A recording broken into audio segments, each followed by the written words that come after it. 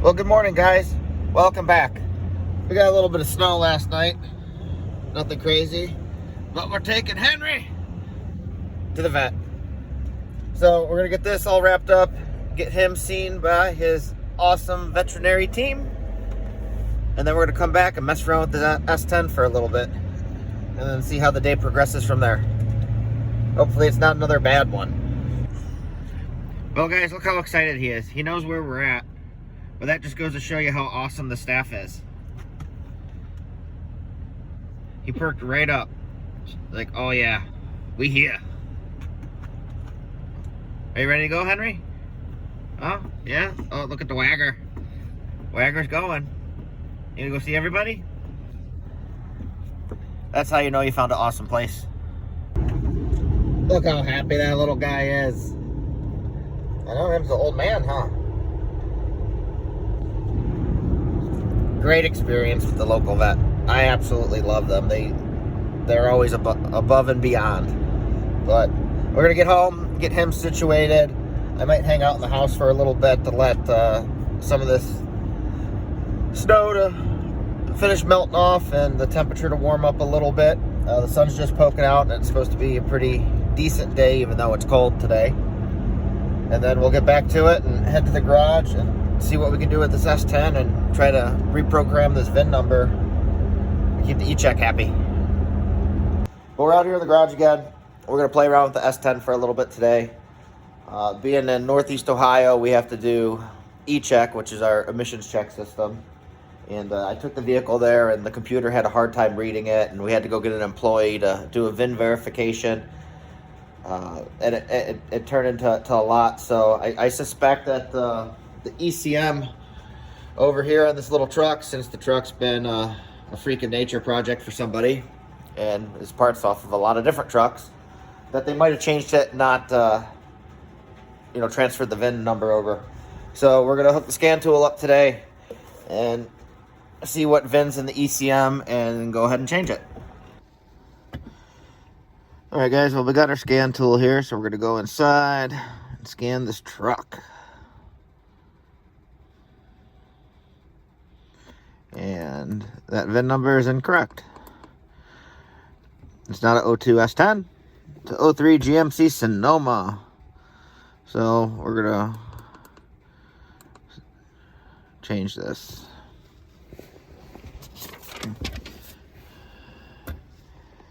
Then we're gonna get this figured out and I'll be right back.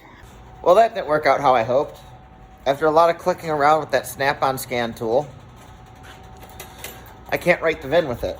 So we're gonna go out to the service truck and get the big truck scan tool, because it also does cars, and we will see if I can do anything with that. If not, I'm gonna go have to see my buddy with HP Tuners and probably buy some credits, and we'll get the VIN rewritten through him so the ECM matches the truck. I thought for sure that snap-on scanner would do it, but I guess not. So we'll see if this other scanner will. All right, guys, we got the launch scan tool out. This one's kind of nice because it's wireless. So we're gonna see what we can do here.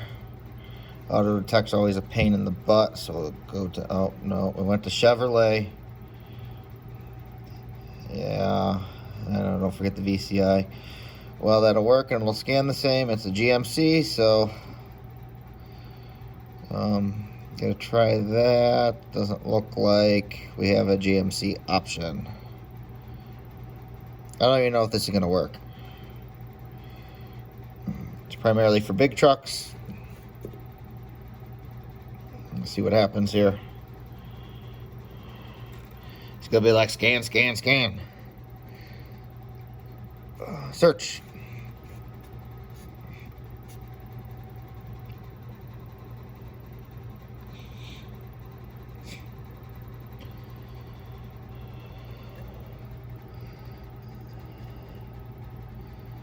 Yes, that's what we have.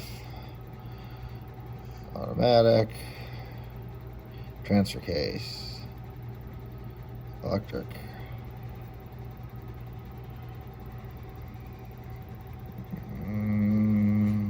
under the powertrain. Wow, I can't do anything here either. Module information, VIN.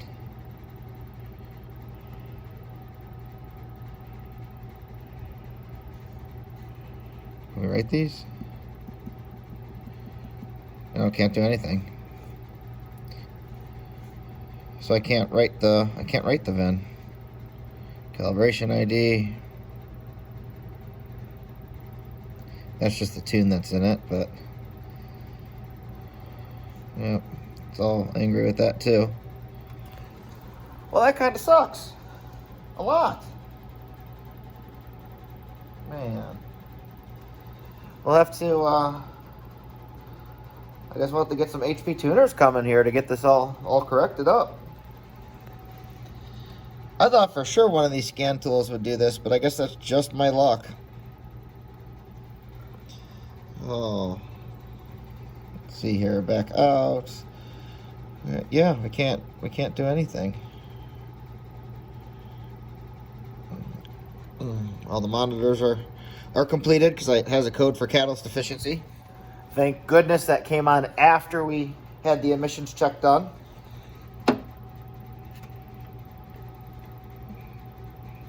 Yeah, that sucks. All right. Well, too bad, so sad for me. I guess we'll move on to something else. Well, guys, today hasn't really been a good day. So we started off with trying to scan the S10 to see if we could program the VIN number, and that's just not going to happen. I ended up calling around, and one of my friends that has a performance shop has the software to write the correct VIN number to this truck. So we're going to take him to the computer in the next couple days. So I'm like, well, hey, I've been driving the F250 around. We need to get the ZR2 rear end out of it. As you can see, it's right here on the ground. Thankfully, my neighbor came over and helped me. But it's just been a horrible day. Like, I just had enough for today. But I wanted to show you guys I had to go buy this vacuum. This cordless vacuum cleaner. Because I went to go fire up the excavator to pull the rear end out. And the excavator hasn't been sitting for very long. I used it a few weeks ago on a dig job. And it won't start today. And I'm like, well, I've been playing with the battery switch. Maybe I got the battery switch turned off. So I'll check the battery switch. No, battery switch is on. I'm like, okay, well, it still has the factory battery in it. It's 2 years old now. They're known for not being very great. Well, went and got the jump box. Hooked the jump box up. No juice. Doesn't want to do anything. I'm like, well, that's kind of strange. So I start poking around a little bit, and I'm like, I don't really like how this battery shut-off switch is. It's a cheaper one. Maybe it's bad. Go grab the multimeter. No, battery switch isn't bad. Still no power in the cab, no power to nothing, right? I'm like, what the heck? So I start poking around. I'm like, well, let's open this flap up under the seat where the main control board and all that junk is and see what's going on here. And I found the mouse mansion. I had a pair of rubber gloves in the truck. I put them on, started peeling some of that mouse house off. And then I just seen bare wire on top of bare wire on top of corroded wire on top of bare wire. And it got to the point to where I didn't want to pull any more out. So I went and bought this little vacuum. So we're walking back here now to see how bad this actually is, but I hope I don't got to use it anytime soon because I have to fix it where it's sitting, which is in the back here next to the trailer. And I don't know, I just feel kind of defeated today after this. It's always like I think I'm doing something right in life to get ahead and make some changes, and then you're just kicked down again, and feels like all that work was for nothing, right? But here, check this out. So this whole compartment was full. You can see I got a bunch of mouse house I threw down there, but it's all in here. Look, you can see some of the corroded wiring. There's bare wires right there. So I don't know what to do. I went and bought this vacuum because I assumed it would be easier than trying to pick all that out with a screwdriver by hand. So I'm going to get this fired up and we'll see what we come up with. Well, some of the stuff's still frozen in there, but here's the result, and it's pretty bad. Look at that. Corroded wires, bare wires, there's broken, chewed wires right at the stub of the bulkhead connector. I don't know what I'm gonna do. Hopefully I could patch this up and it's not a full harness, because that would be devastating. I gotta see if the dealer will give me an electrical schematic. There's still some more to clean out of here, but it's all frozen. One of the pilot control lines, I don't know. Yeah, it's not really a good way to see it down in there. It looks a little wet. I'm hoping that's not chewed and maybe it's just mouse pee. That would be best case scenario, but it looks like I'm gonna have to take this whole floor section out to get up in there and see what we got going on. This is terrible. I just wanted to fall over and just call it a day today. But I guess for every little one you lose, you know, there's a bigger one to win or something like that. I don't even know what to do. Do I close this back up? Do I leave it open? Maybe I'll go get some of that green stuff and throw some of those green chunkies in there. At least then, hopefully it won't. I don't know. It sucks. So I just wanted to share with you guys how my day's going. We had some promising news from the dealership too. Mrs. C's been talking that she wants to sell that Lancer Evolution she has. So the Ranger's up at the dealer on consignment right now, and they're willing to make a package deal with the Ranger and the Evo, and the numbers are right. So I thought, hey, I can just go get the Evo today, take it out there, see, you know, make sure everything's hunky-dory. It's what they want to do, and carry on about my day. Go out and see Eric and have my ECU reflashed with the right VIN number, so the computer's happy on the S10. No, the excavator got eaten by mice. It's crazy. It sucks. Absolutely sucks. There's less than 100 hours on this too. It's like a big kick in the nuts. So I'm probably gonna wrap up the video here.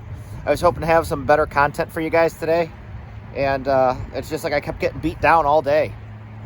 Just all day getting beat down. So it is what it is. You know, I gotta make of it what I can and still try to be nice.